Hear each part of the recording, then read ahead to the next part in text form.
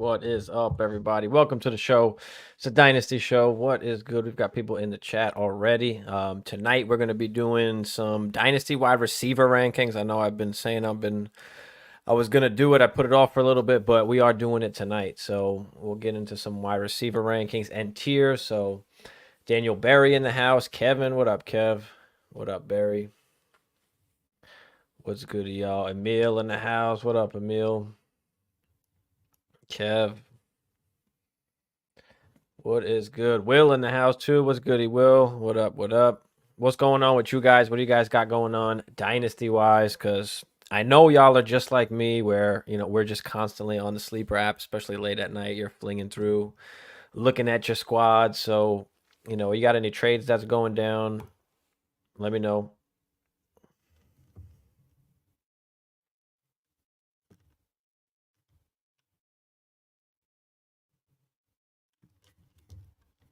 But yeah, we'll get into the wide receiver rankings and tiers. I've got what 1, 2, 3, 4, about 5 tiers. There's about what 30ish, I guess.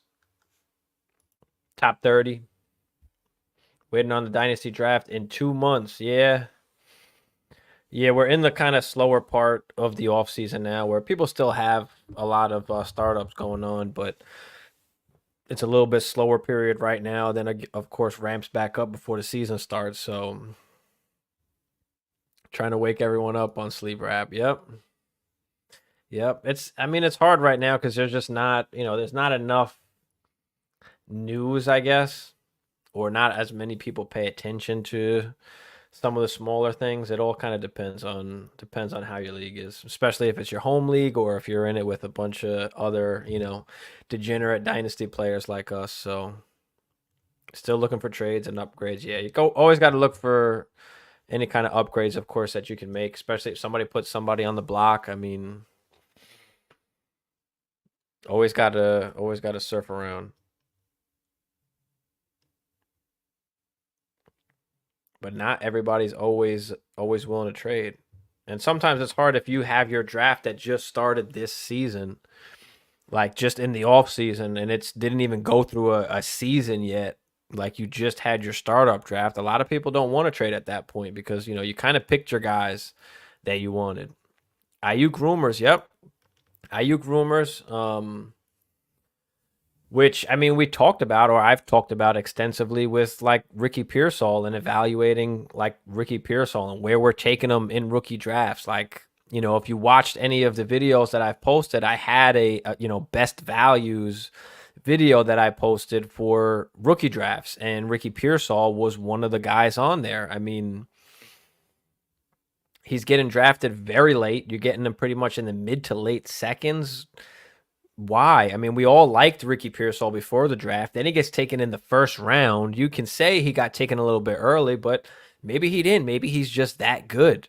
Maybe he's a little bit better than we thought. There's rumors out of camp his route running is ridiculous, right? Ayuk talking about they don't want me. Maybe they think Pearsall can just take over that Ayuk role, right? Maybe they believe in him that much.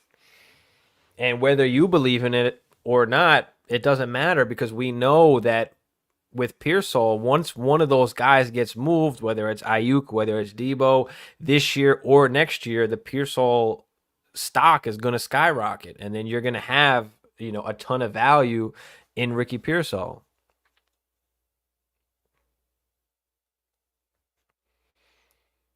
I actually didn't see the video. I read about it, but I didn't actually see the video. What are your thoughts on making a Dynasty Best Ball League a super flex? Most people have at least 2 good QBs and some have 3, but with Best Ball, the super flex position can be filled by anyone. Yeah, I mean, there's a ton of Best Ball super flexes out there. Dynasty. There's a ton of them, especially if you want to play in like a lot of like Best Ball is just an easier way where, you're not setting your lineup every single week. So Jamie, what up, Jamie? I'm Pearsall at 201, depending on news. Okay. Depending on news, I mean, it don't matter. We know that it's going to happen sooner or later. We have to be early on it because if you want to capitalize, you got to be early on it. I'm taking Michael Penix in the back end of first rounds. I'm not like I've been sniped too many times in the early second. Like I'm not waiting on it. Go and get it now while you can, while the value is still relatively low. Now that the news came out, like it started to pump back up already. Derek in the house. What up, Derek? Ayuk will end up with the Commanders when it's all said and done. Yeah, I mean, there's obviously a lot of love there. That's a possibility. We'll see. We'll see what happens.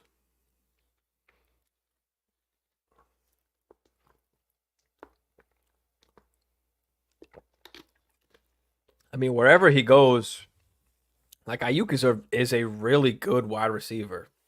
He could be a great wide receiver, but he needs like to open up on an offense. He needs to be in like an air offense where he's the number one guy. With the Niners, like, they're running their system and he's been crazy efficient. But imagine if he was playing, with somebody that's really giving him targets. What if he's getting 150, 160 targets somewhere?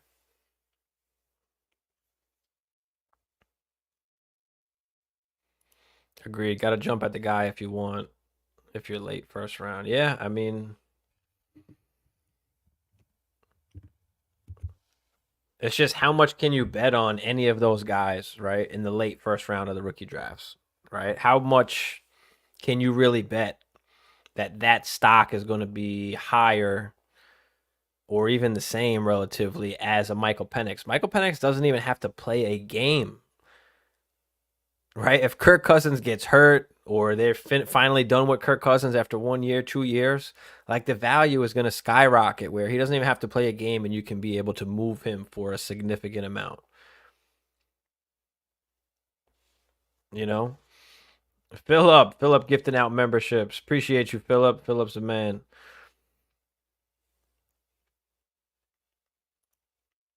Study long, study wrong. Laugh aloud, you better draft him. Yeah, I mean, you have to. Penix, and then Pearsall. Like I can't justify like taking Adonai Mitchell over Pearsall. Keon Coleman. That's even a question, at least for me. But like I want, it's not even that you have to bet on those guys. What we're betting on is strategy wise. What we're betting on is that the value just increases. Like the community wants these guys. Right? Because again, once Debo or Ayuk goes, like, are you kidding me? Everybody's going to be wanting Pearsall at that point. But a lot of people are being like short-sighted about it, where like we're looking for the future, especially in Dynasty. I don't care if Pearsall don't give me any production this year coming up, because I know that then next year, once a move happens, he's going to be one of the top guys on the Niners. So, and once that happens, again, he doesn't even have to play a game. This could happen this offseason, and the value is going to skyrocket. And then you use that to your advantage, and then you can make a move. You can tier up, right? We want assets. We need assets. We need guys that are going to gain value. Traded the 111 today for Baker Mayfield instead of drafting Bo Nix or Penix for my win now team with Mahomes and Fields as my QBs. Yeah, Fields is. I like it. I'm okay with that. Taking Baker over Penix. I mean, Baker's got a contract. He's decently safe. So yeah, I'm good with that, Jamie. Song in the building. What up, Song? I guess it will depend on roster construction for Penix if you have the room to stash him. It doesn't matter with the roster construction, right? We want the best asset or the best player available. Like I don't care what my roster construction is. If I've got 2 QBs, 3 QBs, 1 QB, whether I'm contending, whether I'm competing. On my competing teams, I've taken them. Like it doesn't matter.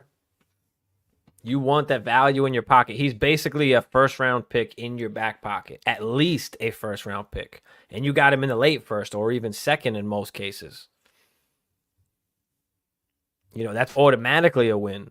But he's going to be worth more than a first. Like that's once he's the starter, he'll be worth more than a first. You're going to have to pay a first plus to get Penix. Nobody's just going to give him up for a first. So that's kind of, the mindset that we're thinking.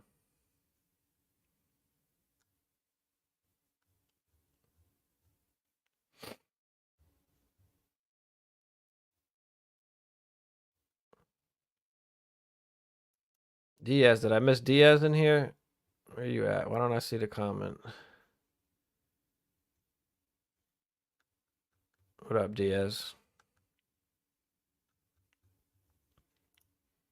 Jamie said I drafted Pearsall at the 211. Oh, geez, that's just a steal over Roman Wilson. Traded my 311 and a third for Roman Wilson at the 303. Okay. I like Roman Wilson. I just don't know, like, can he be the wide receiver one? What are they going to go out and get somebody else? Like, I don't feel like he is dominant enough. Like, hopefully they use him correctly and he can be a great, like, slot or maybe outside wide receiver. I mean, he can kind of go either way. It just kind of depends on how they use him. Are they going to use him like a Deontay Johnson? Like, is he going to be that possession guy? Is he going to command a lot of targets? Like, can he be the Tyler Lockett-ish to Russ? So yeah, I mean, I don't mind that. But yeah, getting Pearsall at the 211 is nice.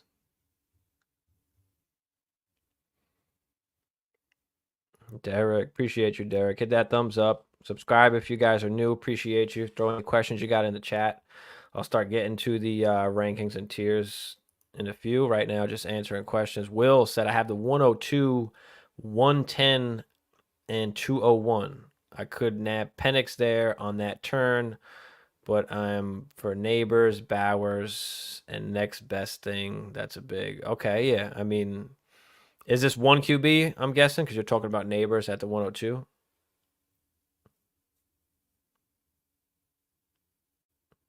Or is it Superflex? Kidnap Penix. Kidnap Penix at the 2-1 or the 110. I'd do it at the 110 because there's a lot of times you get sniped there.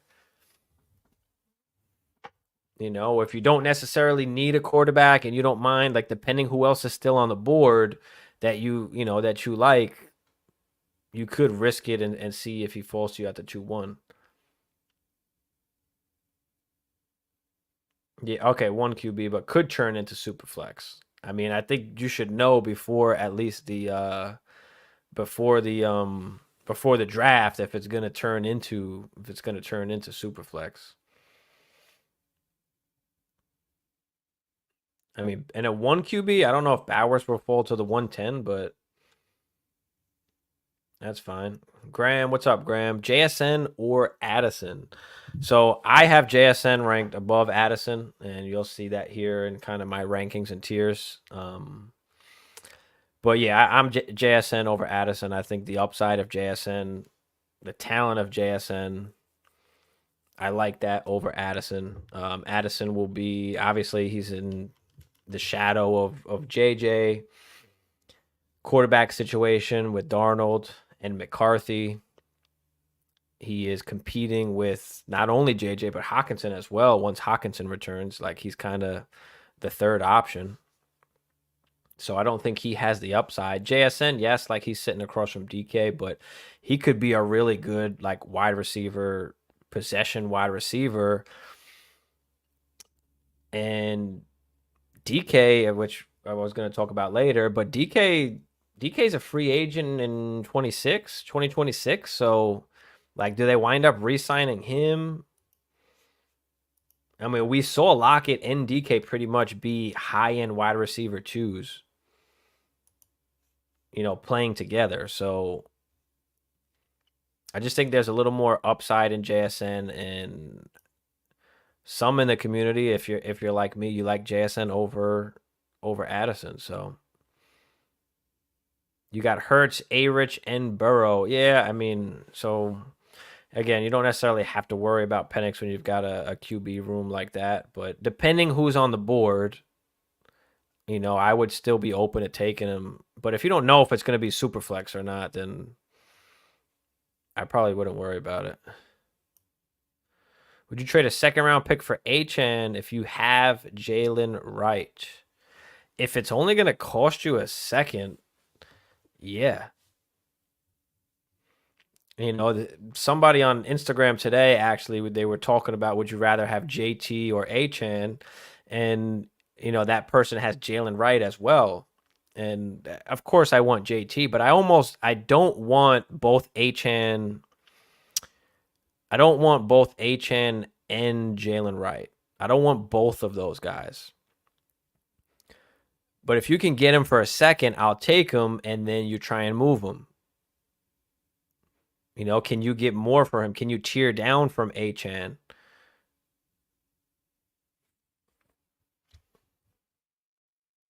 Can you somehow get a first round pick in a productive, maybe even older running back just so you have that production?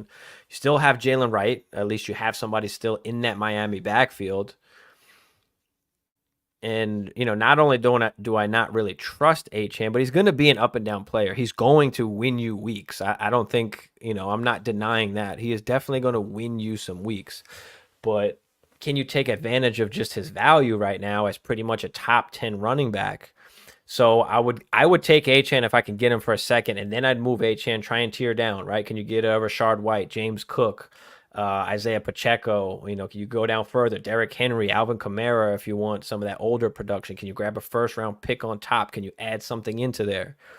Right? Pick up a first and still a running back. I mean, you can go as far down as I don't even care, all the RB2s, the Najee Harris, the Jalen Warren, the Tajay Spears, Tony Pollard. Can you pick up a first on top of it? Now you've got a productive running back that you can still slot in your RB slot. You've got a first round pick on top of that, and you still have Jalen Wright in the Miami backfield. Now you've got 2 firsts that you can play with, right? What elite wide receiver can I get close to buying now? Even if you don't want to tear down that far from Achane, do you want to just grab, can you just grab a second with a guy like I mentioned before, Rashard White, James Cook, Pacheco? Can you grab one of those guys in a second? Now you have a second round pick. You still got the production. Now during the season, you can go out and buy a vet if you need to, right? Do guys get injured? You got to go out and buy a Derrick Henry? Do you got to go out and buy a Mike Evans? Right? Because shit always happens during the season, right? We know shit happens during the season. So do I have some ammunition in my pocket to now fix my situation and help me still, contend?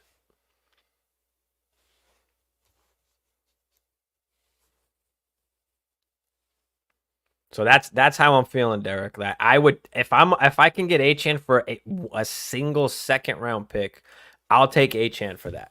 Because his price is really kind of a first round pick where people won't really give him up unless they're getting a second and a real good piece or like a first round pick. Some people want more than a first round pick. So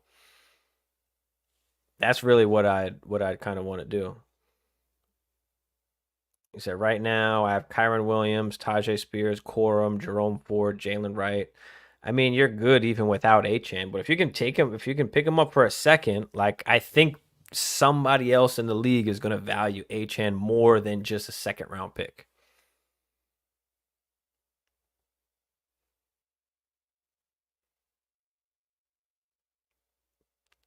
So I'd be willing to take him for that particular price, and then I'd move him. Unless nobody really is valuing Achane in your league, and then you kind of get stuck with him, then in that case, maybe you don't. Or you take him and then you wait for the first game that he has that huge game and then try and move him because everybody's going to want him at that point. So for the cheap price, I'll take him, and then I'm using him to either tier up at running back. I'm using him to move into wide receiver. I'm using him to either tier down at running back. I'm trying to grab some picks. Anything really that you can do. Highly doubt Brock drops to the 110. That's why my fingers are crossed. Yeah, I mean, he's probably not. Will said JSN over Addison in his opinion. Okay. Yep, feel you. Some guy on Twitter was trying to comp Achane to CJ3. Who, Chris Johnson, I guess? No. No, I mean, Achan he's not. He's not that. Achan is a good player, but he's never going to have the workload. I mean, I think we've finally got that or understand that now that Achan is just going to be a committee guy. They're going to have a role for him.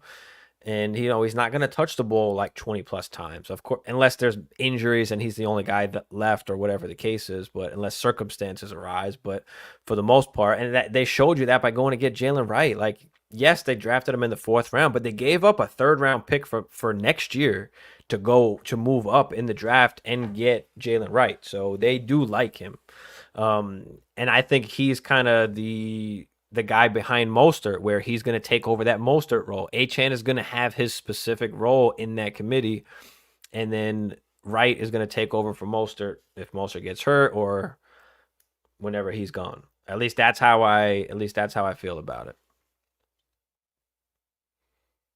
But we've always kind of known that about Achan, but we're kind of in denial about it. There's not a lot of, workhorse backs. All right, we went over that. No problem, Derek. Appreciate you, bro. What do you think about Braylon Allen now that Brees Hall has a lower body injury? I mean, I don't know, to be honest. He was a good prospect. People compared him to like Derrick Henry because of his size. He's not as fast.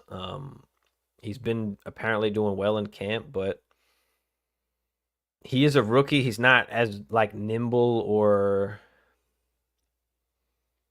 what's the word I'm looking for? Athletic, I guess. Elusive would be the better word. So, but on top of that, like he is the main backup running back right now. You are playing with Aaron Rodgers. Like, is that offense going to be good? You would think they'll be at least decently well with a guy like Aaron Rodgers at QB and a healthy Garrett Wilson. Um, he can walk into 10 plus touchdowns just because the offense is playing well and they're getting near the goal line. So, I mean, as for the future, no, like I don't think he's a future number 1 back. I don't think the Jets do either, which is why they drafted him where they did, and why Brees Hall is obviously the guy for the future. But so we'll see what happens there. But yeah, I mean, Braylon Allen he's a good handcuff for sure. He's definitely a good handcuff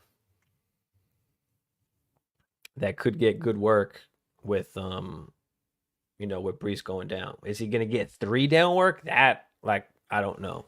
Right? They still got Izzy there. They still got who else? They drafted Isaiah Davis too, so they've got some other guys there. Are you saying sell Mostert while I can? I mean, Mostert is an old guy. He's not really for the production that he can possibly put up. Like he's very non-valuable, like to the community. Like nobody's gonna be paying. Nobody will probably pay what you want them to pay. In season, you could probably get more for him because he'll be if he's healthy and he's putting up production, people might do it. Right now, like people, you're just not sure. We're not sure. Is he going to be healthy by the time I need him? In the stretch run or in the playoffs. I mean, but if you can sell him, then yeah. I mean, he's an older guy. What does he have? 1, maybe 2 years left.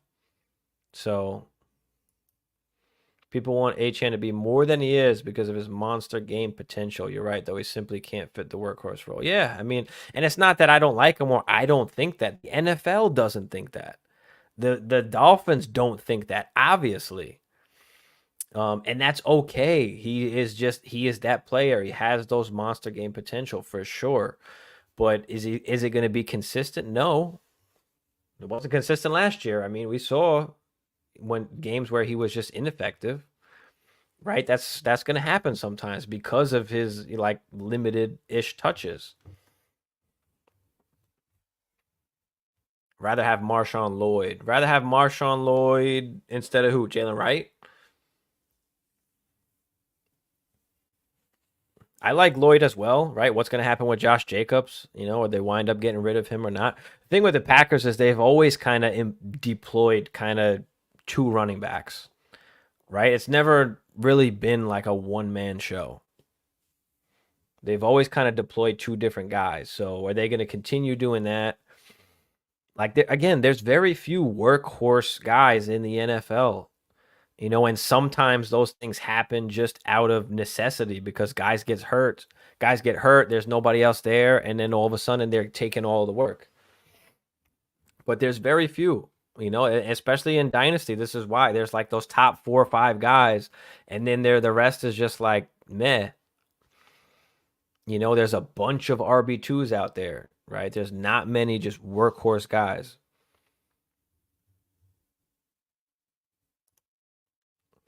Golden State. When do y'all leagues start? I'm trying to join a $150 league. Yeah, we do have a $100 league that'll be starting in the next couple months before the season. So yeah, just make sure you are make sure you're subscribed so you can hear when we talk about it. And my Instagram, you can go to any of my videos on my page, Dynasty Life Fantasy Football on YouTube, and there in the description there will be a link to all the socials, so you can hop on the Instagram because I'll post it there. You can hop in the Discord. The Discord is free, so I'll post it in there as well when we need to fill that. So, but that won't be yet. That'll be probably next month or two. Mosa doesn't have wear and tear on his body. He just became a starter. Yeah, he doesn't have wear and tear on his body, but at this point, he's just so old that it just doesn't even matter. You know, it just doesn't even matter. And the Dolphins were pretty smart. They were pretty smart about Mostert to be able to like keep him healthy because where was he? In 2022, you know, we played 16 games, 181 carries, 42 targets in the pass game. And then 2023, this year that just passed, 209 carries, 32 targets. So they're keeping him in like the 200 touch range. Right? He's not getting 250, 300 300 touches. So they're relatively trying to play it smart with him. But I mean, he's 32 years old, so does he have another year or two left? And again, they're running that committee, so they're always going to have that second guy as well. So try and keep the dude healthy. Hopefully he does stay healthy, but I mean, he hasn't necessarily for his whole career. I mean, except for these last 2 years, and maybe that's why. Bayou, what up, Bayou? Appreciate you, brother. What's good? My thoughts on Tajay Spears this year. My thoughts on Tajay Spears, I think he's, again, just one of those RB2s. I mean, him, Tony Pollard, same thing. Same thing. You know, the crazy part is like Tajay Spears is actually ranked like way ahead of. Let me pull up Keep Trade Cut real quick. There's a real difference in the value of Spears and Pollard, and I don't think it needs to be. I don't think it needs to be that much. Yeah, Tajay Spears. Let's see, RB22, and then Tony Pollard RB31. So there's like a 10-spot difference. I don't know if that's just too much of a difference. They're kind of the same thing. I mean, is Tony Pollard older? Yeah, but is Tajay Spears getting a second contract? You know, is his knees gonna hold up? The guy's literally got like no knees. So how much longer can we really expect Spears to play, right?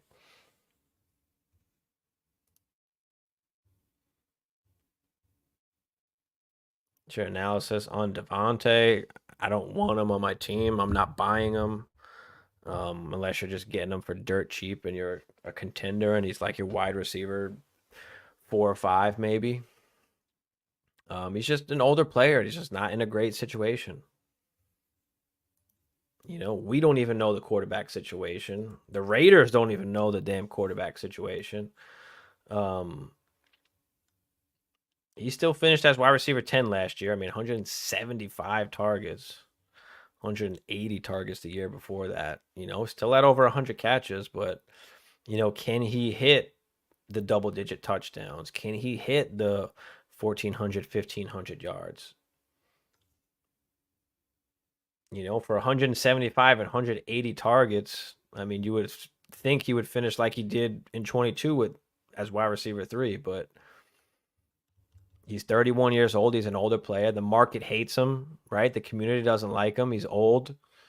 Again, we don't know the quarterback situation, so like if you're kind of dying with him, you know, you're kind of dying with him.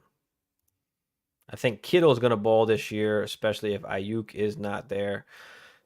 We'll see. Kittle got to stay healthy too. Kittle's a dog. He does a lot more than just run routes. He's a physical guy, and that's always kind of hurt him, which kind of sucks. Darnell Mooney, wide receiver 3, flex. I mean, we saw what Addison could do with a Kirk Cousins. I mean, Kirk Cousins could throw the ball. How many times are they going to throw it? But yeah, as long as Darnell Mooney's on the field, I mean, you've got the attention that's going to London, the attention that's going to Pitts. Those are going to be the main 2 targets, right? Mooney's got to slide in as like their wide receiver 3. So for fantasy, he's got to be, at best a wide receiver 3. Unless Kirk goes throwing, 35, 40 tutties, we'll see what this offense looks like. But they've got a lot of guys there, right? You got Bijan, you got London, you got Pitts. So Mooney's kind of in the back burner there. I think he can be like a solid flex guy. And a good game or 2 will kind of rise up his value. We saw Adam Thielen and Stephon Diggs. We saw a lot of wide receivers be able to still put up good production, even with Kirk Cousins. So just really depends how much they're going to be passing, and the only difference here is now you've got a real good tight end that's kind of like your wide receiver too. So Mooney is kind of the 3rd wide receiver, not the 2nd. So you got to be a little bit weary of that. But I do like him. I mean, I've got him in a bunch of leagues. He's cheap. He doesn't really cost anything, at least right now. Big sleeper this year on the low. Yeah, I can see that. Chaotic. All right. So any more questions, throw them in the chat quick, and then we'll get started on these wide receiver rankings and tiers.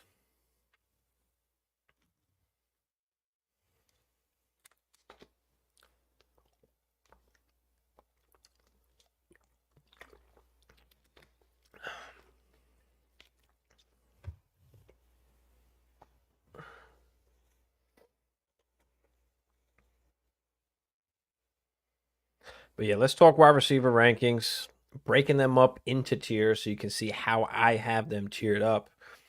And let me know what you guys think along the way.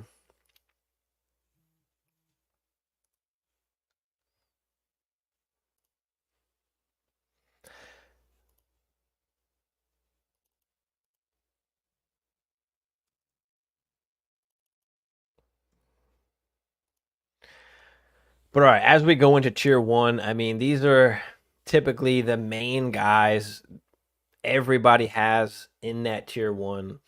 There's 3 or 4 different guys that you can put up here.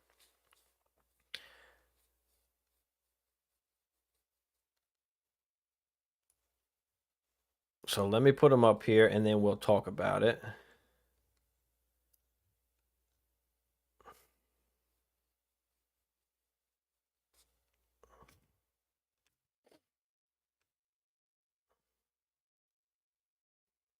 Am I fucking blind over here? Jeez. Oh, here he is.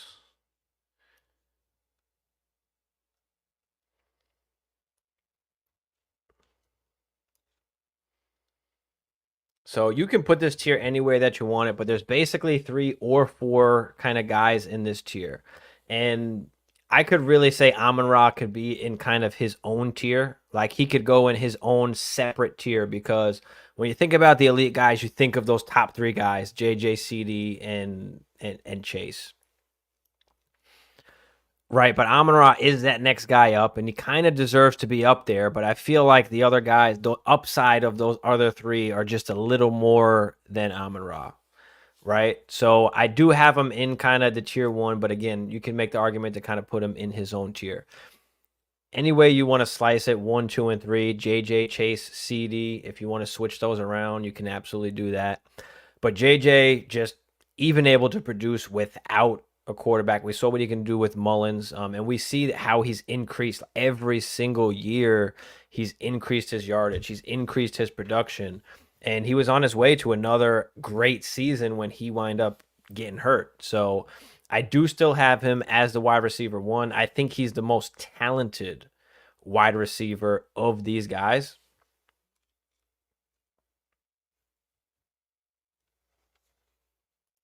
Trying to see if I can make this bigger. Whoa.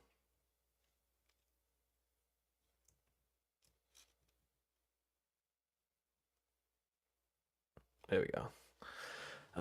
But yeah, I think JJ is the most talented wide receiver out of these guys. And then I've got Chase at 2. He's with Joe Burrow. A lot of people are off of Chase for whatever reason because of the Burrow injury.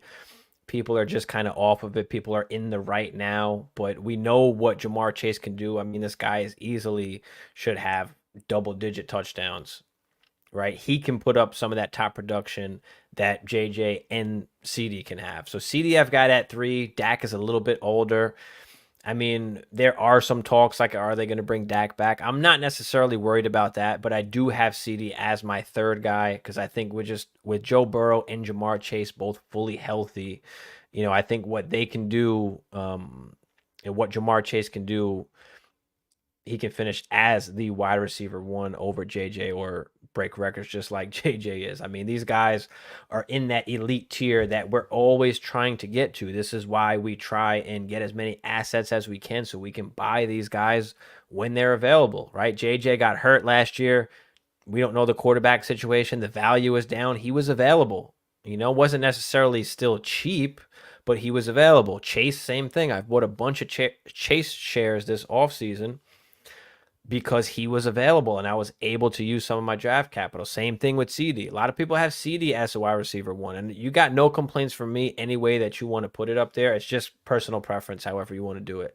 But Amon-Ra coming in the 4th slot at the end of that tier 1 gets the contract, which you can make him feel a lot safer now. Jared Goff has the contract as well, so he's kind of solidified himself, as the top wide receiver after those 3 guys. So ending in that first tier with Amon-Ra. That's what she said. Thanks, Jamie.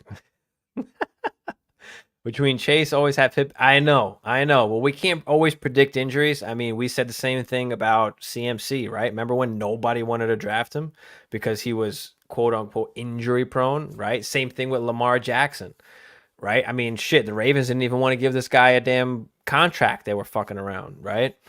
So, we can't really predict injuries, obviously, but it's understandable. And that's the mindset that like some people have. And there's nothing wrong with that. It's perfectly warranted because they haven't been able to both stay healthy. But when they do, I mean, I think magic will happen, right? I think this year is a big year for Jamar Chase and Joe Burrow. I think these guys are going to kill it this year. So, but again, they've got to stay healthy. So, but yeah, I feel you on that, Derek. I feel you.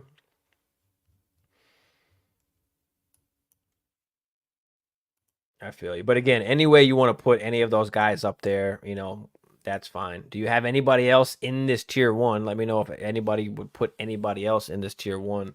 But that pretty much cuts off tier 1 for me.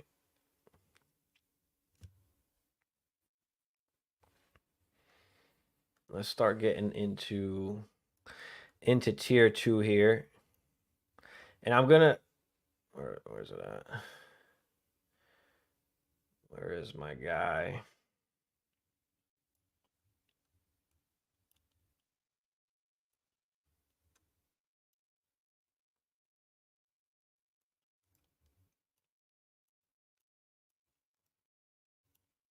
What the?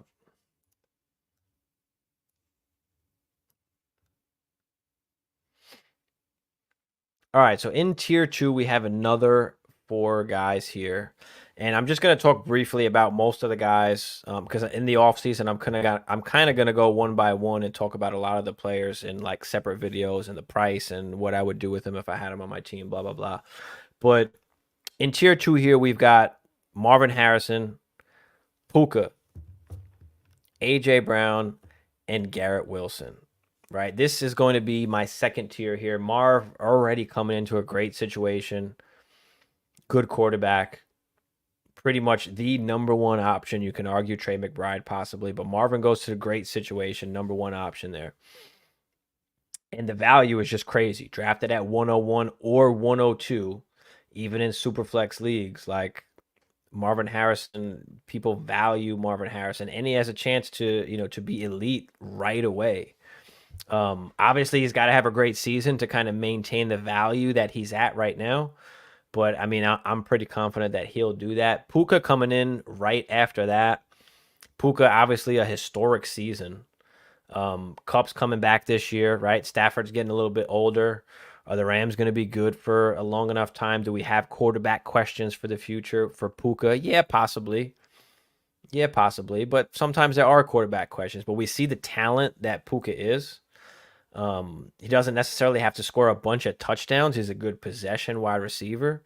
So he, again, is another guy that's going to have to score a ton of points. He's going to have to be a top wide receiver to maintain his value up here. But as a rookie, being able to do what he did, he's definitely warranted up here. Can you make the argument to put him before Marvin? Yeah. I mean, you can mix these guys kind of how you want them. That's why I have them in the tiers the way that I do.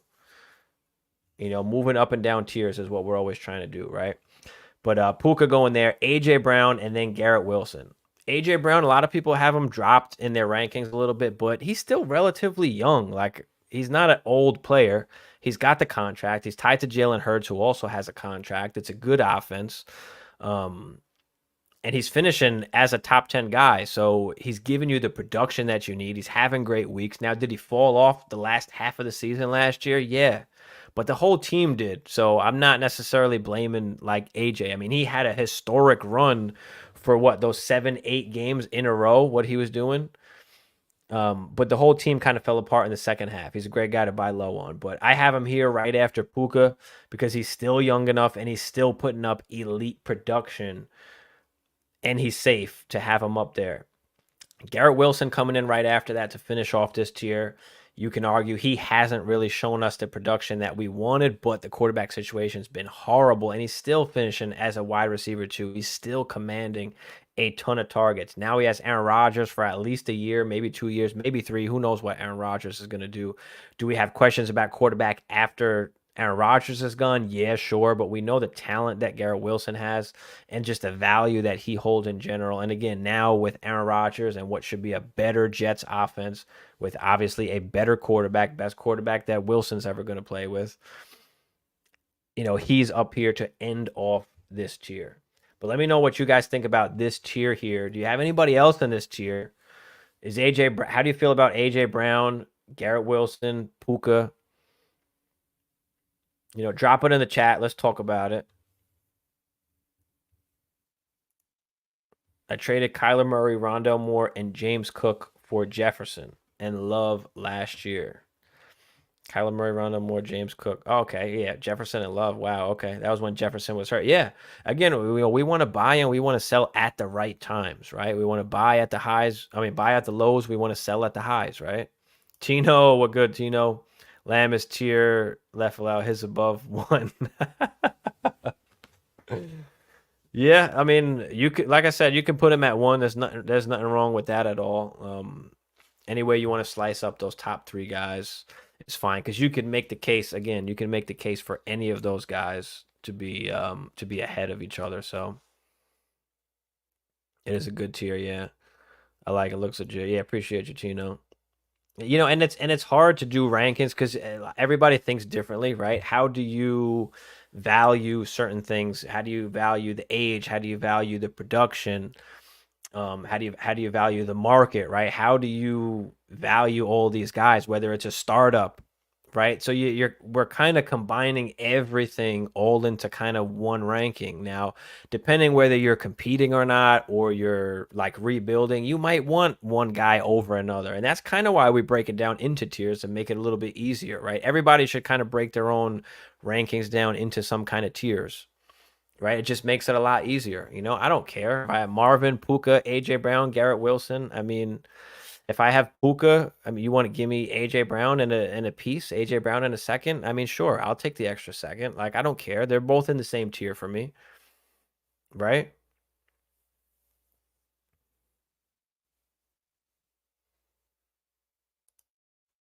Wilson, I like this tier. Harrison has to live up to the hype, though. Yeah, for sure.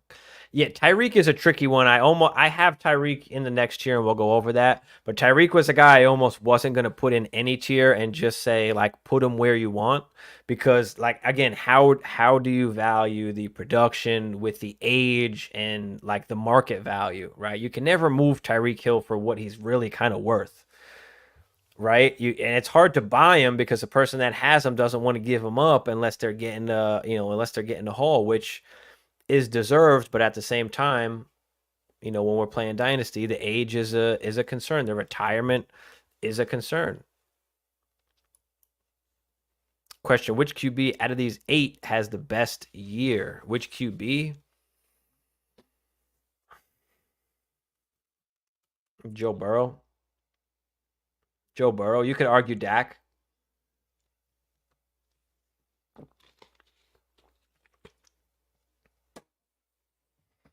Joe Burrow or Dak.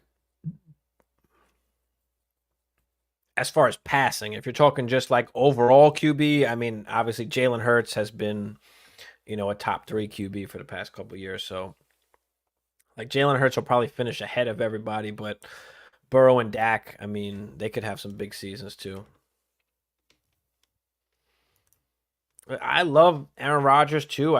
We just don't know. Like it's so hard to bet on some of the older guys sometimes, and he can go out there and absolutely kill it, and he can go out there and be kind of mediocre, right? I mean, he doesn't have the. Does he have like high QB1 upside? No. Can he be a back end QB1? Yeah. How much are they going to run with? How much are they going to run with Brees? And how healthy is A-Rod going to be, right? I mean, he did just tear his knee, so. Will said, rumor has it Dak could be headed to the Giants. I mean, it's possible, but it's hard to just let a QB walk or just give up a QB like that. Like, there's not many guys out there that you can get that are going to be better than Dak. On top of that, you've got a star in CeeDee Lamb at wide receiver. Like, how is he going to feel if you're just letting Dak walk? Like, you got to get the okay for some shit like that. You know? You got to get the okay for some shit like that. You can't just trade the dude's quarterback. Like, JJ was upset, right? JJ was upset, but now I mean, I don't know. He likes McCarthy. We'll see what happens. At least they had a plan, at least. But there's almost nothing you could do. Kirk's contract, like the Vikings aren't paying that money. No reason for that. That would break my heart. Please don't do that to him. If that happens, Lamb is pissed, and Neighbors is like, yeah, elevate, hell yeah.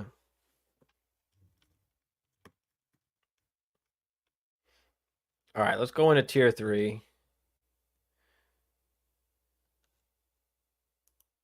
And this is a big tier 3, so let me load up these players in here.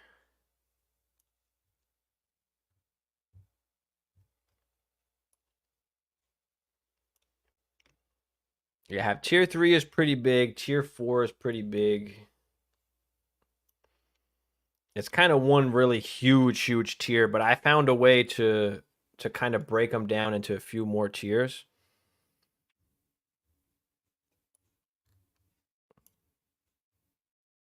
And all of these guys are just so close together. Like there's not much of a difference between any of these guys in value.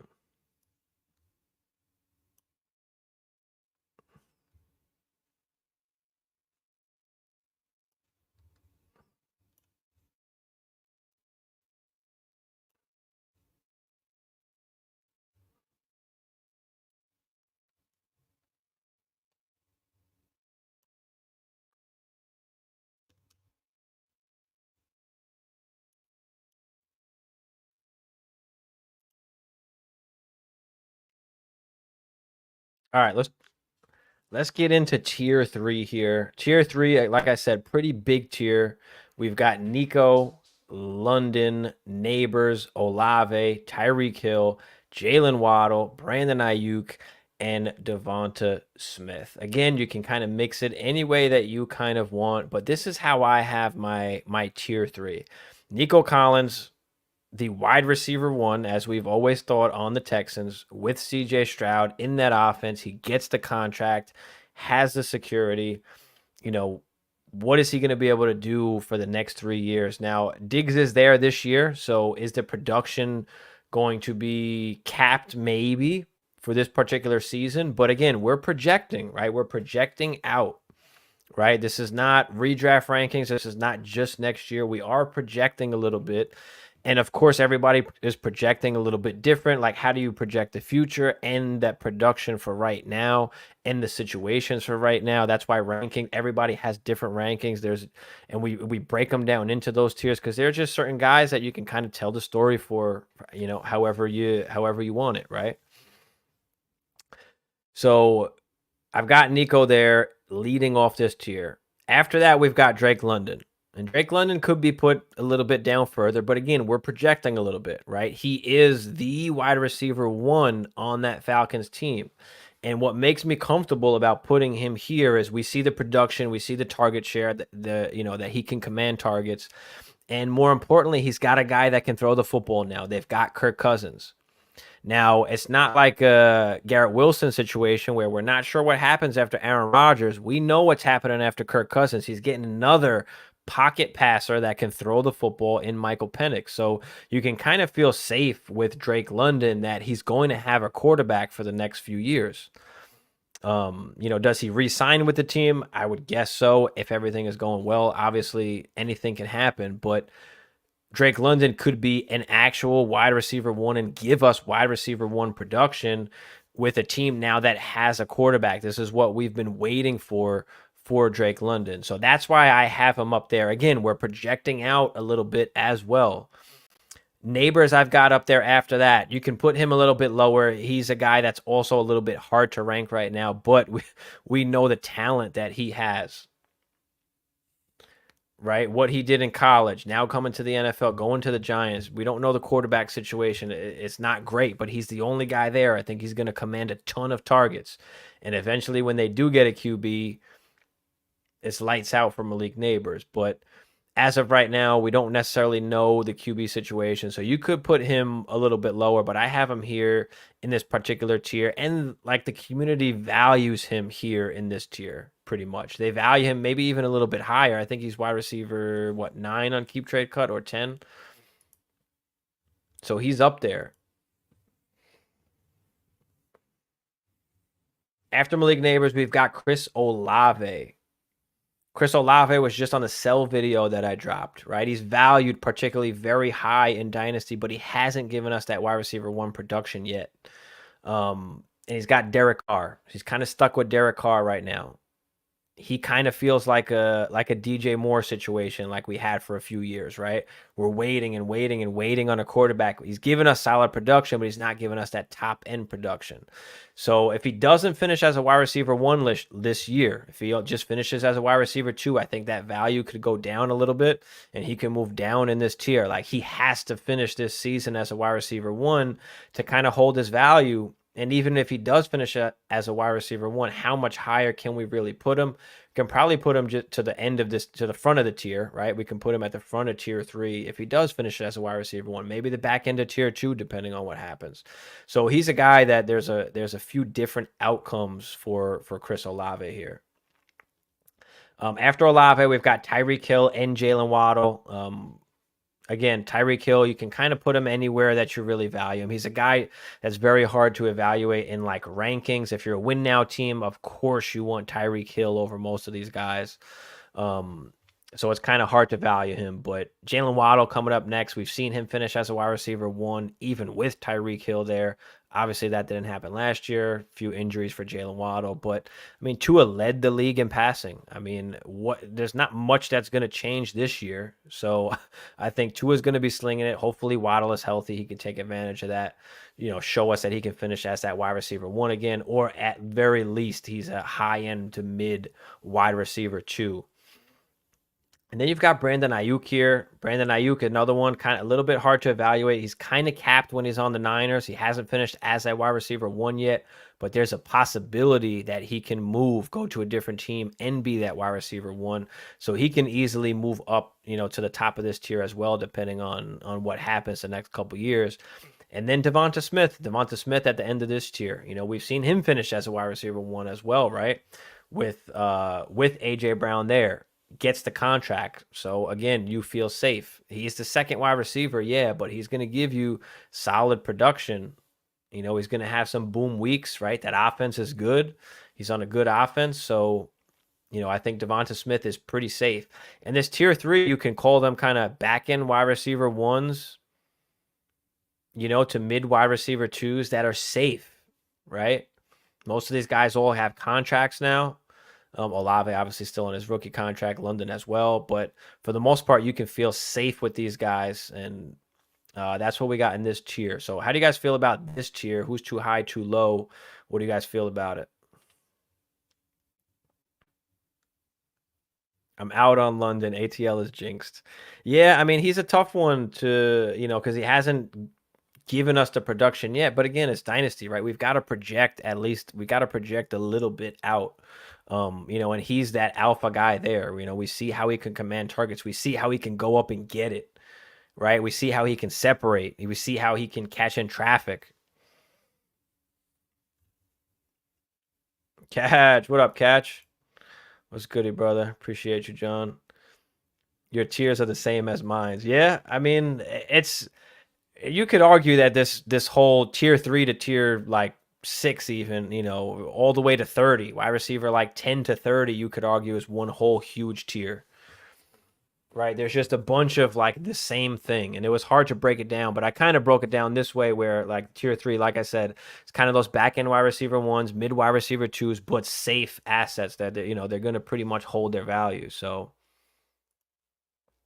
ATL being good this year reminds me of when the Browns were supposed to be good.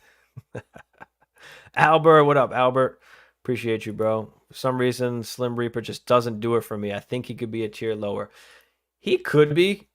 I mean, you could make that argument. Let me pull him up real quick. You could make that argument, but I mean, wide receiver 9, 2022, wide receiver 19 last year, and that team kind of fell off that whole second half of the season, right? But he's putting up at least 1,100 yards, 7 tutties, at the least. He's getting 125, 136 targets in 2022. So does that go up a little bit this year? He's at least a wide receiver 2, and you can feel safe about that. Even in year 1, I mean, he was wide receiver 29 in year 1. So wide receiver 9, wide receiver 19 the last 2 years. Again, with the contract, young wide receiver. Yes, he has AJ Brown across from him, so he doesn't have that that top 5-ish upside, but he's shown he could finish top 12 already.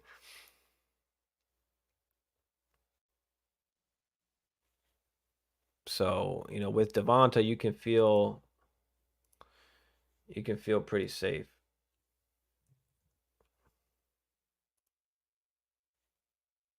We averaged 14.2 fantasy points per game last year.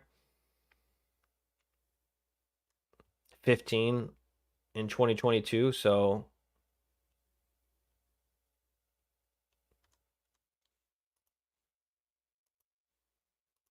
I think I'm just scared of his slim frame and injury potential. That's all. Talent is definitely there. Yeah, I mean, I guess you could argue that. I mean, the only thing with that is that the way that he plays, he's not taking crazy hits, right? And he hasn't been injured yet, right? 3 years. I mean, he missed 1 game last year, I think. Yeah, the last game of the season he missed last year. So he's played full games. He hasn't been injured yet. It wasn't like a Tank Dell situation, but he's a good route runner, right? There nowadays in the NFL, like we're seeing some of these smaller guys, some of these technicians, like really good route runners are able to be great wide receivers. And Devonta Smith happens to be one of those guys. So I would say no reason to be scared because he hasn't shown any of that yet. He hasn't shown any of that. So appreciate you, Derek. Hit that thumbs up if you haven't already.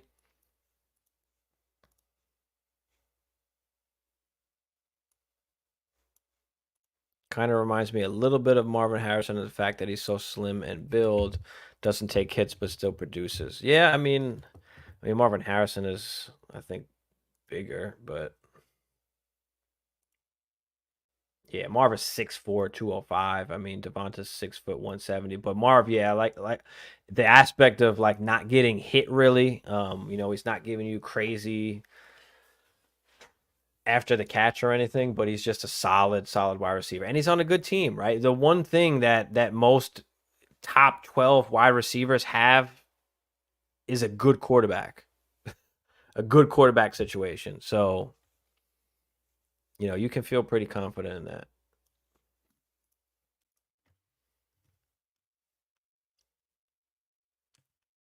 All right, let's pull up the fourth tier here.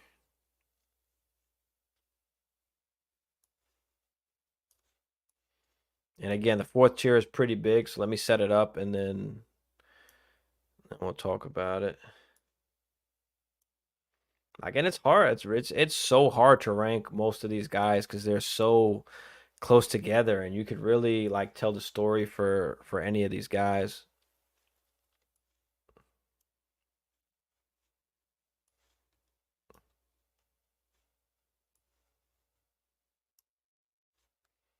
All right.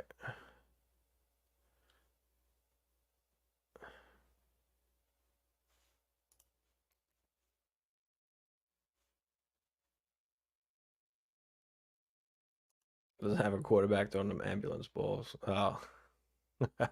Right, right, right.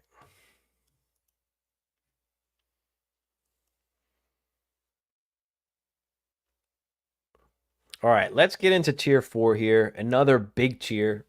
Leading off this tier is Rome Odunze, another guy that's kind of hard to rank because he is a rookie. He's kind of the third option right now going into the season with Keenan Allen there. But can Keenan Allen stay healthy? He's an older guy on that 1-year deal. So, is it Odunze and DJ Moore after that? Right. I call this tier basically like the mid to late wide receiver 2 tier that has some upside. So, like Odunze, he could be the guy for the next few years with Caleb growing on that team. Can he be the wide receiver 1? It might be capped a little bit with DJ Moore. Like DJ Moore's a great wide receiver as well. Like is Rome going to be like the alpha, or is it going to be a kind of, they're both kind of limited a little bit, right? So we'll see what happens. We'll see what happens there. But Odunze, the good, nice young wide receiver, just coming out this year. So shiny new toy you have there. But Pittman coming in next, right? He gets the contract. So Pittman you can feel kind of safe with. Now, he's another guy that's a little bit hard to evaluate because Anthony Richardson didn't really play much with Michael Pittman. Like they played 2 games together. I think one game he had like 10 targets. The other game he had like 3 or 4 targets. So there was like one good game and one bad game. So what are we going to see out of Michael Pittman? But I do think he's the alpha guy that's there. I think he's going to be fine with Anthony Richardson. It might be a little bit up and down just because how Anthony Richardson plays, how he's going to run as well. You still got Downs there. You still have got Adonai Mitchell. But he's going to give you at least solid wide receiver 2 production. I think you can feel safe with Michael Pittman with that solid wide receiver 2 production. DJ Moore following up right after that. Same thing. Like, is he more of the wide receiver 2 that he's been all along now? Because now you do have, right, Odunze, you do have Keenan Allen there, so he's kind of capped as well. You could make the argument to have DJ Moore higher, but I think it's tough with what we think Odunze is going to be Can DJ Moore still be a wide receiver one in fantasy? That I don't know. So that's why I have him in this tier here. T. Higgins, I've got after that. T. Higgins, a guy that can move up in this tier if he gets traded somewhere and is the number one guy. If he stays in Cincinnati, he kind of just stays where he is. Another team, and he's the wide receiver two.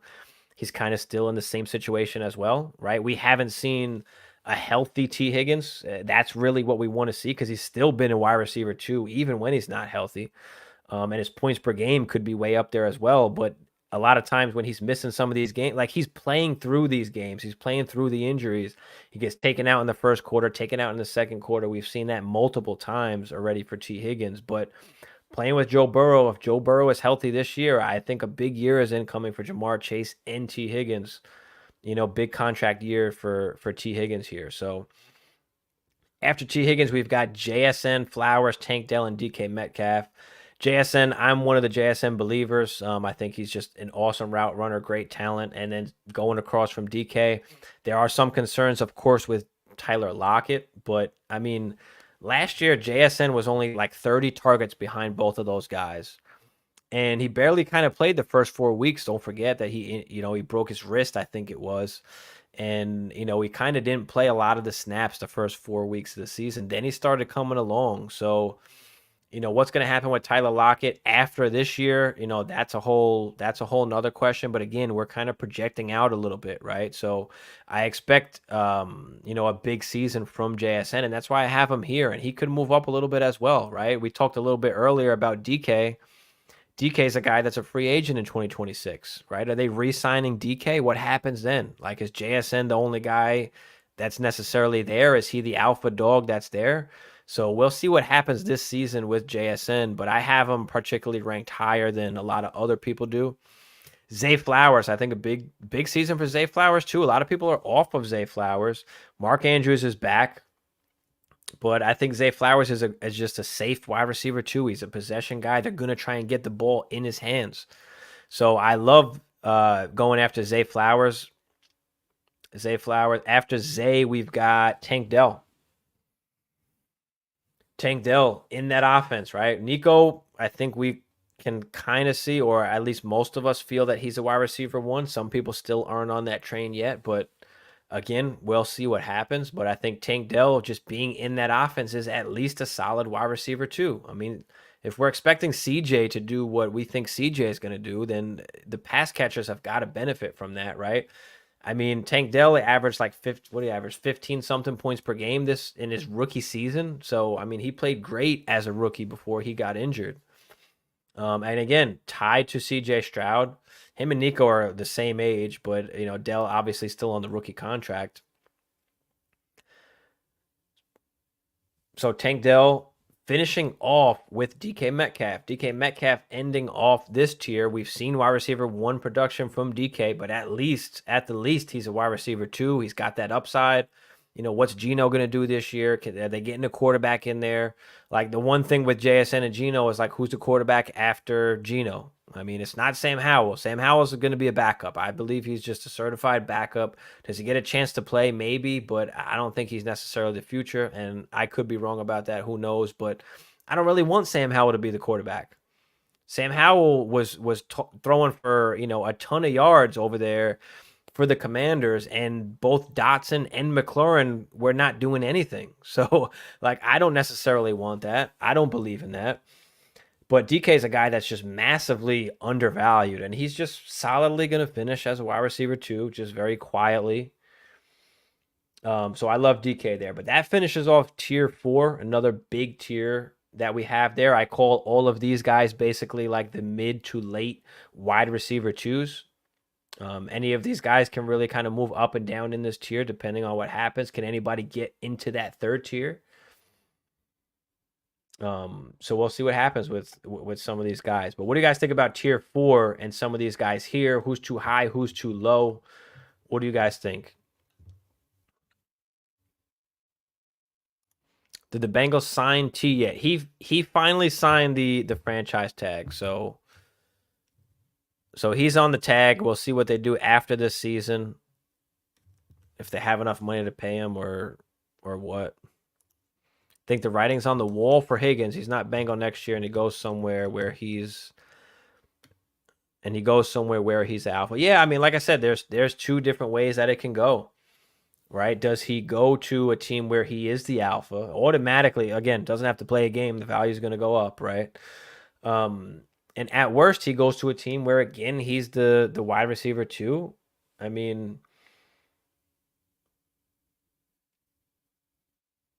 so worst case scenario for T is like he kind of stays exactly where he is. I mean, if he gets hurt again, maybe he goes down a tier. Like people might be off him at that point where he just keeps getting hurt. So we'll see what happens. There's a kind of a wide range of outcomes for T, but I love getting him for the price that you can get him right now. I have him ranked a little bit higher than like consensus, but if you can get a T Higgins for relatively cheap right now, he's a guy that can increase in value and you can get a good return on.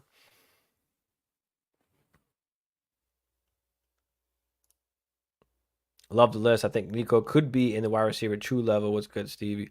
What up, Jay? Yeah, he could. He could vault that next tier. We'll see what happens. What do you have? Almost 1,300 yards this year, and he missed a couple games. I mean, if he goes for 1,500 double-digit touchdowns or something like that, like he can absolutely vault himself into that tier. He's got the contract. He's got the quarterback. So, like, people are going to really like that. I think right now, a lot of people just don't know or don't believe it yet. They have to see it first, and that's the thing. Is like we can't be late. I told everybody to buy Nico after 2 seasons ago, way before this season, but at the end of the 22 season, he was on my list for guys to stash. Like he had a good, decent season for not having a quarterback, and he was getting targeted a ton. Let me pull up Nico real quick. Because he was getting targeted so much, he was one of my targets to target after that season. And that was 2021.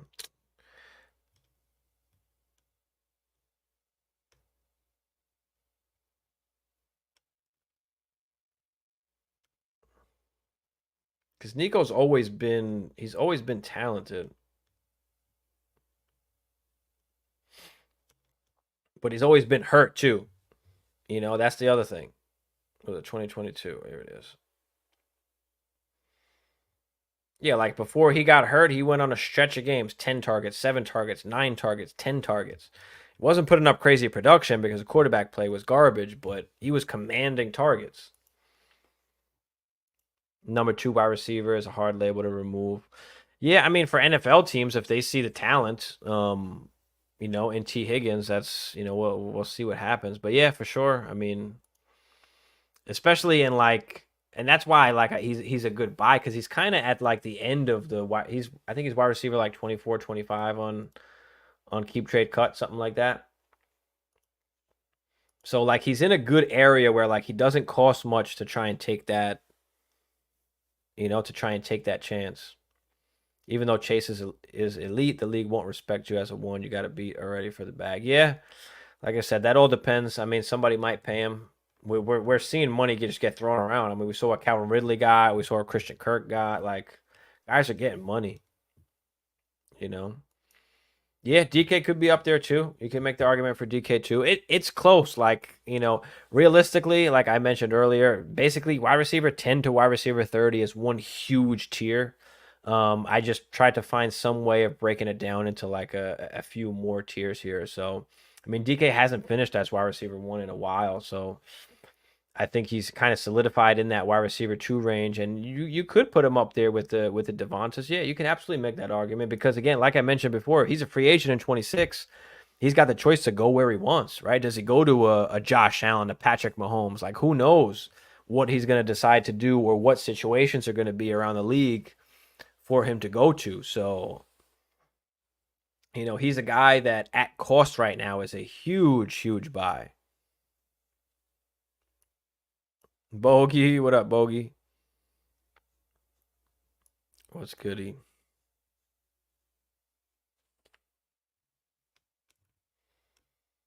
All right, I've actually got only one more tier here. I didn't really make a tier 6. I got like 30, I think, altogether here. Let me pull up the next tier. You can throw any questions you guys have in the chat while I pull up this next tier here. Boom.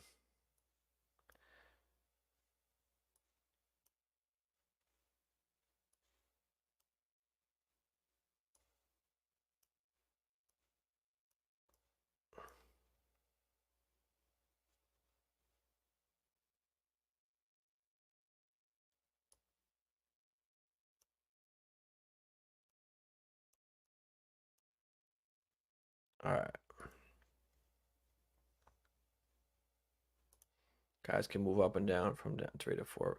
Yeah, man, there's a lot of things that happen, and a lot of times, like the community, at least, they wait until the contract happens, right? There's a lot of people out there that are, oh, go buy Jalen Waddle now. He got the contract. Go buy Jalen Waddle. It's too late at that point. You know, the price is up. Nothing changed for Jalen Waddle. The situation was the situation. Like, we know he wasn't going anywhere. Contract was going to come eventually. And, you know, now people wait till the contract comes, and now you want to go buy him, and now he costs more. You know, the underrated part in Dynasty is the mental warfare, you know, that you play, right? The mental game that you play to try and, you know, to try and gain assets and buy guys for cheaper, you know, without paying top dollar for them. You know, you don't want to pay for guys that are at their peak, right? You want to buy them when they cost cheaper. You know, you want to anticipate, you want to project, right? You want to look at the future, which is what we're doing here in Dynasty and with these rankings, right? You're projecting out. So, you know, you need to be able to, you know, to kind of see things before they come, almost buy into them before it happens. Deontay Johnson tier. Deontay Johnson is not in here, but I love Deontay Johnson. Always like Deontay Johnson. I mean, awesome route runner, commands targets. He is an alpha, and I think Bryce Young is gonna like him a lot. His ability to run routes and be that kind of that go-to wide receiver. So I do like Deontay. He is a little bit older, but I don't have him in my top 30. And today we're doing kind of just top 30. We could go on, I guess, forever, but all right. Let's pull up tier 5 here. Tier 5 consists of a little bit of a smaller tier here, but Brian Thomas, Ladd McConkey, George Pickens, Addison, Jaden Reed, and Rashee Rice. And again, all of these guys can be switched up any way you want them. I don't necessarily have one guy over really the other. Again, it's just kind of one tier for me. Brian Thomas, I think he has the chance to be the actual wide receiver 1 for the Jaguars, what we wanted Ridley to be, but Ridley just wasn't that. Brian Thomas is a much bigger guy, a guy that's going to go up and get those jump balls that Ridley couldn't get or couldn't get his feet down. Like we saw a bunch of times where, you know, there were penalties or flags thrown and Ridley just wasn't able to haul it in. And I think Brian Thomas can change that, right? He's a guy that can come out and get double-digit touchdowns, possibly in year 1, if Trevor Lawrence could find that confidence in him and throw it up to him. So I like Brian Thomas and the upside that Brian Thomas has. I think at worst, he's probably a wide receiver 2-ish, 3-ish. I think if he hits his peak, he can possibly be into like that third tier where he's kind of like fringe wide receiver 1. High-end wide receiver 2, I think that's a possibility. Then you've got Ladd McConkey coming up next. I think he's extremely safe. I don't know if he might be the wide receiver 1 this year. He might get a shit ton of targets, but I don't think he's a guy that's going to be automatically the alpha forever. I think that they would go out and get another elite wide receiver if they could. I think that's a possibility. So I've got Ladd McConkey in this tier here, and he has the ability to move up into the next tier, possibly, maybe even into the next one, depending on what he does this year, right? And depending on what the Chargers do, right? Do they address the position next year, or is Ladd still going to be kind of that guy? So he's a guy that could increase in value a ton, and the market loves him, right? He's the only guy there on the Chargers. Nobody likes nobody likes QJ. So after Ladd McConkey, we got George Pickens, Addison, Jaden Reed, and Rashee Rice. George Pickens should be the alpha for the Steelers, but hasn't really had the target share that we wanted, right? We want to see more route running. We want to see more separation. We want to see like less of necessarily the deep ball stuff. Like we want more catches. We want more targets from George Pickens. Does he get that this year with a Russell Wilson or a Justin Fields, depending on what happens? What are we going to see out of George Pickens? Can he show us that he's that alpha wide receiver one? I think he's got some good upside. But again, he's kind of in that range where I don't know if he's elite enough to where the Steelers just won't address that position again if they can or get a chance to, I think that's my biggest fear about George Pickens. But anyway, Jordan Addison, I think we talked about him a little bit earlier, but a guy that's basically the third option on that Minnesota team once TJ Hockenson gets back. You don't have Kirk Cousins throwing the ball anymore, so I think he's stuck in that wide receiver 2, wide receiver 3 range. I don't think he has the upside to ever be the wide receiver 1. Obviously, you've got JJ there, so for fantasy purposes, he is kind of capped, and that's why I kind of have him so low. Jaden Reed, there's just another guy where there's just a ton of guys over there in Green Bay. Like, who is going to be the guy? I mean, I love Jaden Reed coming out. I mean, he was my guy to be the wide receiver 1 for Green Bay, and he had a great season. But with Christian Watson back now, with Wicks, who showed out and showed that he's got talent, it's hard to make the bet on Jaden Reed. He's kind of stuck in that range. Like, these guys are all in the kind of range where you want to use the advantage of their value to tier up at the position or tier down at the position too, if you want, right? They're just kind of in that range where they're not necessarily wide receiver 2s, but they can be. And it's just tough because, right, there's only 24 spots, right? There can only be 12 wide receiver 1s and 12 wide receiver 2s, right? But at some point, like some of these guys, like I said, wide receiver 10 to 30 pretty much is all just one huge tier. But Rashee Rice ending off this tier, he's on the Chiefs, playing with Patrick Mahomes. Now, they're always going to get a few guys, right? I don't think Rashee will ever be the guy, but if you're playing in a Mahomes offense, you have the ability to score. You have the ability to put up fantasy points. So, can he be a solid wide receiver 2 going forward? We'll see what happens there. Obviously, you've got Hollywood there now. You've got Worthy there now as well. Because after these guys, you can start getting into like some of the vets.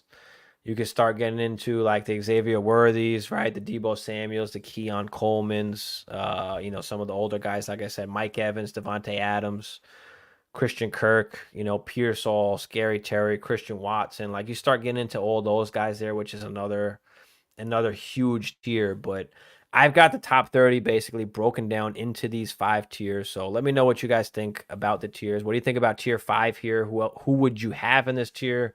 Who's a little too high? Who's a little bit too low? But this is kind of how I see it here. You could put Worthy in this tier. You could put Worthy. I just stopped at 30. Like I said, there's a huge tier here where you can put some of the vets up here as well now.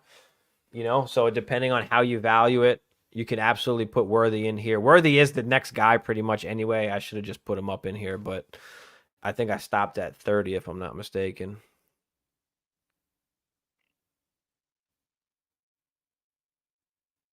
Yeah, I stopped at 30, so yeah, I love Pearsall. Pearsall was a guy I'm drafting everywhere. And again, you've got to project a little bit, right? We know they're not keeping, or most likely at least, they're not keeping both Deebo and Ayuk. At this point, they might even keep either of these guys. We don't even know.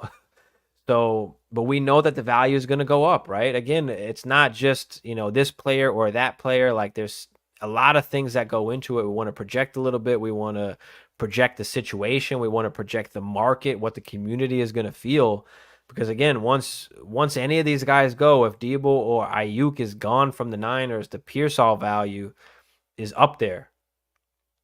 you know? Dubes, I can't put Dubes in this tier.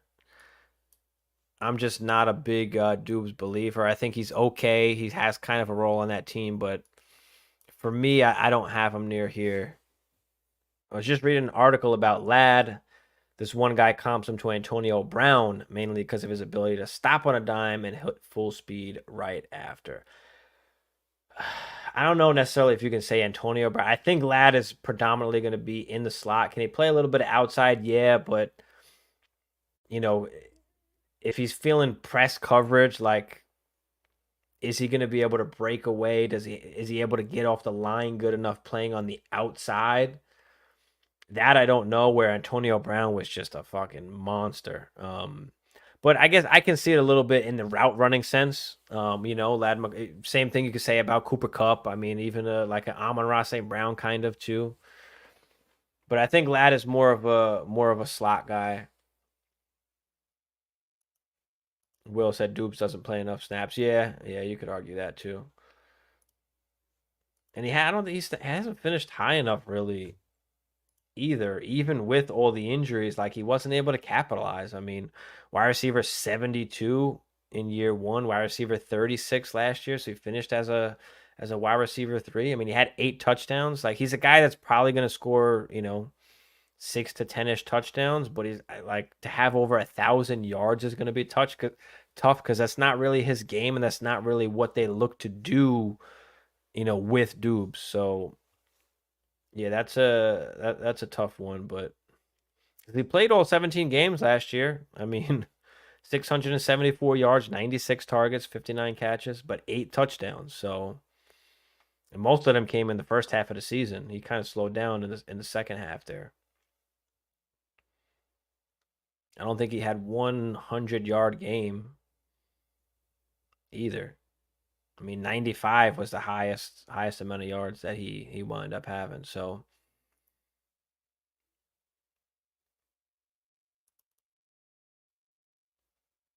no, I don't think he reaches. I wouldn't. Yeah, I wouldn't say that level. I would compare him more to Antonio Brown in the sense of like the route running aspect.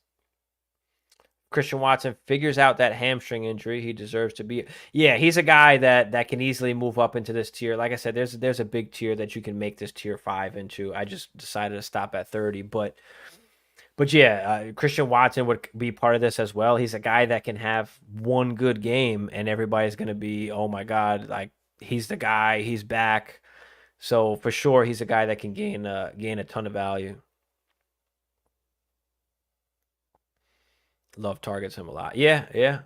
I mean, yeah, it's just tough. I got to stop somewhere. I mean, we could go on forever with it. But that's why we do some of the buys, the buy lows, the good values. Like Christian Watson would be on that. I think I've talked about Christian Watson a little bit as well. He is one of those guys that I've kind of targeted a little bit. If you can get him thrown in a trade, or if you can draft him late in a startup, like, I like the possibility. And again, I'm not trying to bet on Christian Watson in general. What I'm trying to bet on is him having a good game and the market liking him enough for me to be able to move him at some point.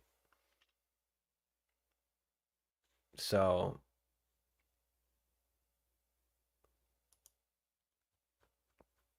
I do like Christian Watson.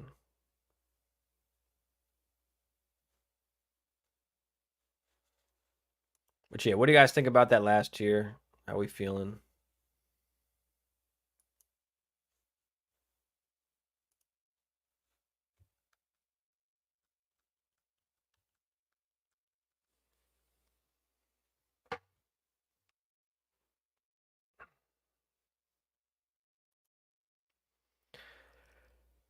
Well, yeah, I mean, that pretty much wraps it up. That's the top 30-ish that I got broken down into tiers as well.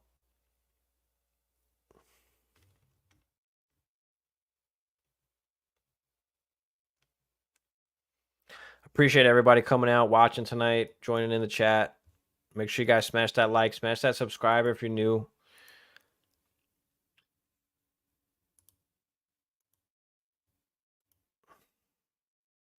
And throw any last questions you guys have in the chat before I get up out of here.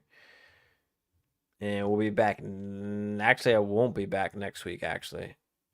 I think I'll be in New York next week for a day on Tuesday. So I don't think I'll have a show next week, but we'll be back. We'll be back the week after, of course. But yeah, appreciate everybody coming out. I'll be up out of here. Appreciate y'all.